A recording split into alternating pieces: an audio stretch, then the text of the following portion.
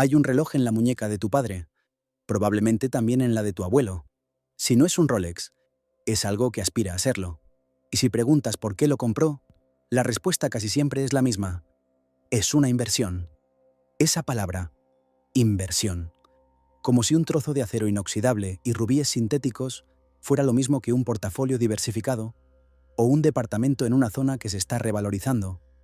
En 2023, un Rolex Submariner Date costaba en boutique alrededor de $10.500. En el mercado secundario, ese mismo reloj aparecía listado entre 13.000 y 15.000. La gente interpretó esa diferencia como prueba de que Rolex conserva valor, prueba de que comprarlo no es un gasto sino una decisión financieramente responsable, prueba de que puedes tener el lujo y la inteligencia al mismo tiempo. Pero hay una pregunta que casi nadie hace en voz alta. ¿Y si Rolex no es una inversión, sino el engaño financiero más elegante, más paciente y mejor ejecutado de los últimos 100 años? ¿Y si la historia entera que te contaron sobre estos relojes fue diseñada no para informarte, sino para darte permiso de gastar dinero que de otra manera no hubieras podido justificar? Para entender cómo llegamos aquí, hay que retroceder a Ginebra en 1905. Hans Wilsdorf, un joven alemán de 24 años sin formación formal en relojería, funda lo que eventualmente se convertiría en Rolex, con una idea absurdamente simple: hacer relojes de pulsera lo suficientemente precisos y confiables para competir con los relojes de bolsillo, que en ese momento eran el estándar de cualquier persona seria. El mundo relojero lo ignoró. Los expertos decían que un mecanismo lo suficientemente preciso nunca cabría en una caja de pulsera. Wilsdorf los ignoró de vuelta. En 1926 patentó la primera caja hermética de la historia y la llamó Oyster. En 1931 presentó el mecanismo de cuerda automática por el movimiento de la muñeca. Cada innovación tenía un propósito funcional completamente claro: hacer el reloj más confiable, más resistente, más útil en condiciones reales.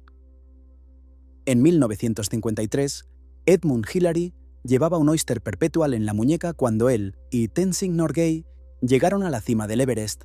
No lo llevaba como símbolo, lo llevaba porque funcionaba donde otros fallaban. Durante décadas, Rolex construyó su reputación sobre rendimiento real y verificable. Los buzos profesionales usaban el Submariner porque aguantaba presiones que destruían otros relojes. Los pilotos usaban el GMT Master porque podía rastrear 2 zonas horarias simultáneamente en una época donde eso era una necesidad operativa, no un detalle de diseño. Rolex no era aspiracional en el sentido moderno de la palabra. Era la herramienta más cara del mercado porque era genuinamente la mejor herramienta del mercado. Eso fue entonces, porque en algún punto entre los años 70 y los años 90, algo cambió de manera silenciosa y sin anuncio oficial. Rolex dejó de ser la herramienta más confiable disponible y se convirtió en algo completamente diferente: el activo de lujo más democráticamente aspiracional del mundo occidental. La transición fue tan gradual y tan bien ejecutada que casi nadie la notó mientras ocurría. Y esa invisibilidad no fue accidental. Existe un tipo de comprador que adquiere un Rolex hoy y lo hace con perfecta claridad intelectual sobre lo que está comprando. Es el coleccionista que estudia el mercado como otros estudian acciones o bienes raíces.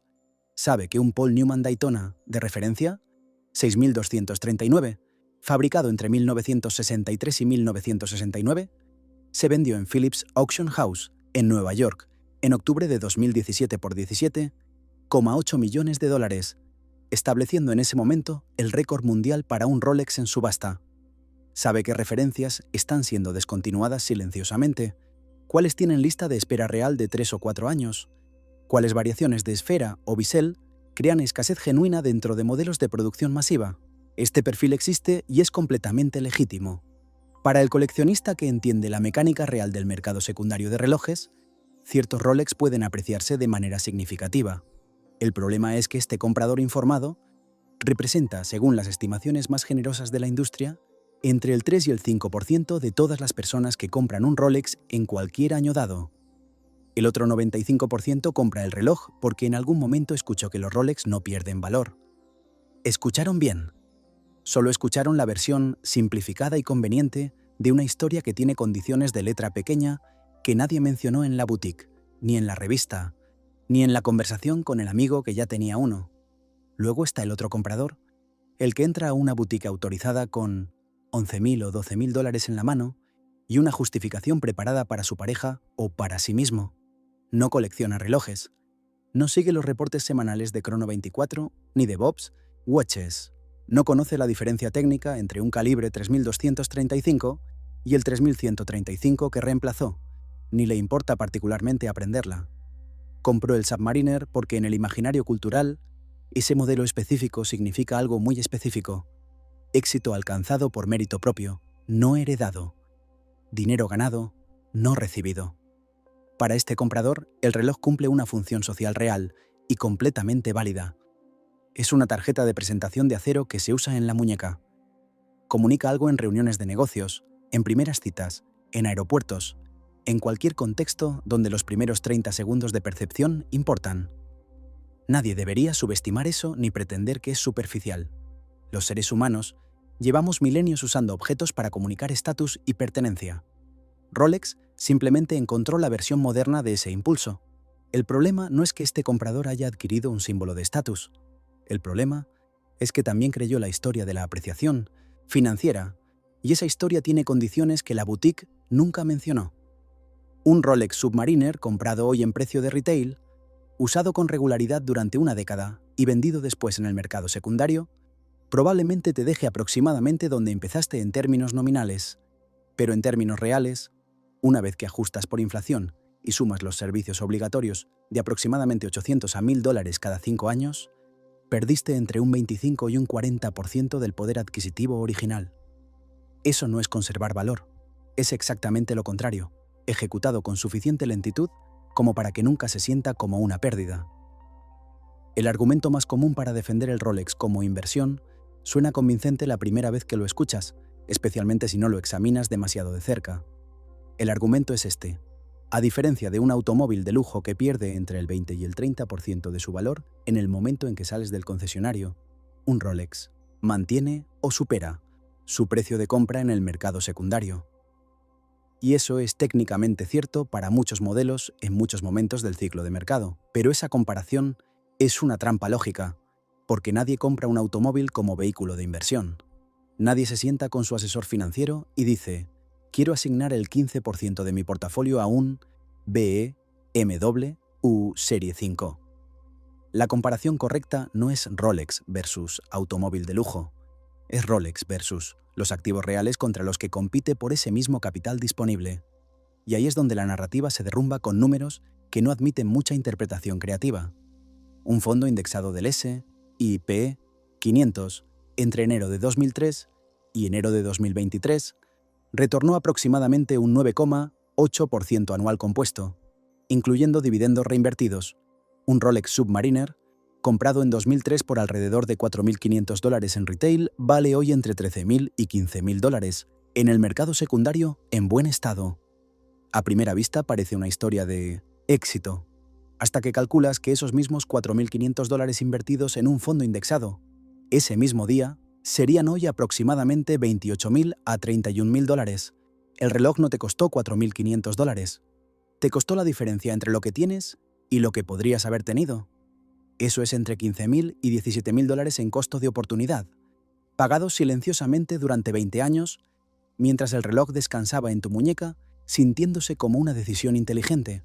Entonces, ¿qué es lo que Rolex realmente construyó durante el último medio siglo? Aquí está la variable que ninguna conversación sobre estos relojes menciona con honestidad. Rolex no vendió relojes de lujo, vendió la percepción de escasez, manufacturada con una precisión que sus propios movimientos mecánicos envidiarían. Rolex produce entre 800.000 y 1 millón de relojes por año. No son objetos raros en ningún sentido objetivo de la palabra. En cualquier ciudad de tamaño mediano del mundo desarrollado, puedes ver 3 Rolex en una hora si sabes dónde mirar. Pero la empresa controla su distribución, sus precios de retail y su narrativa pública, con una disciplina tan consistente durante tantas décadas que logra que cada comprador individual sienta que obtuvo acceso a algo genuinamente difícil de conseguir. Las listas de espera en las boutiques autorizadas no son un fenómeno orgánico del mercado, son política corporativa ejecutada con precisión. Rolex sabe exactamente cuántos Submariners y cuántos Datejust y cuántos GMT Master 2 Existen en circulación global en cualquier momento dado. Sabe exactamente cuántas unidades libera a cada distribuidor autorizado cada trimestre. La escasez percibida no es una consecuencia de la demanda, es un producto que fabrican con la misma ingeniería con la que fabrican sus calibres, y aquí es donde el mecanismo se vuelve verdaderamente brillante en su diseño. Al controlar artificialmente la oferta disponible en retail, Rolex garantiza que el mercado secundario soporte precios consistentemente superiores al precio oficial. Eso crea un diferencial visible entre lo que pagas en la boutique y lo que podrías obtener si vendieras mañana. Y ese diferencial, esa pequeña ganancia teórica inmediata, es lo que convierte a cada nuevo comprador en un creyente de la narrativa de inversión. La empresa transformó su política de distribución en el argumento de venta más efectivo que jamás haya existido en la industria del lujo. Y no le costó un solo dólar en publicidad adicional, porque cada persona que compra un Rolex convencida de que está siendo financieramente responsable se convierte automáticamente en un vocero no remunerado de esa misma narrativa. Hay algo que merece reconocimiento genuino en lo que Rolex construyó, aunque sea para desmontarlo con honestidad.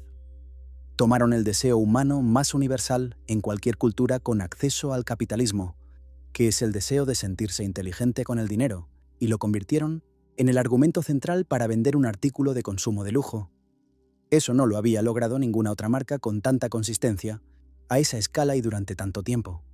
Es, en términos puramente técnicos, uno de los ejercicios de construcción de marca más sofisticados de la historia industrial moderna.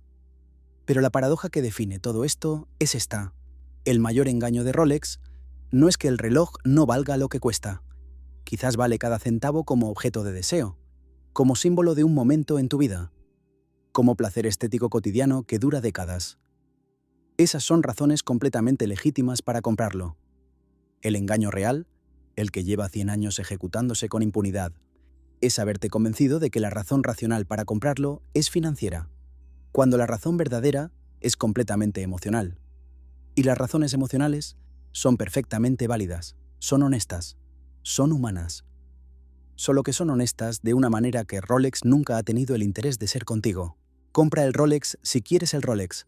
Cómpralo por cómo se siente en la muñeca, por lo que comunica, por el placer de tenerlo, porque te lo ganaste y quieres algo que lo recuerde. Todas esas son razones suficientes. Solo no le llames inversión. Llámalo exactamente lo que es.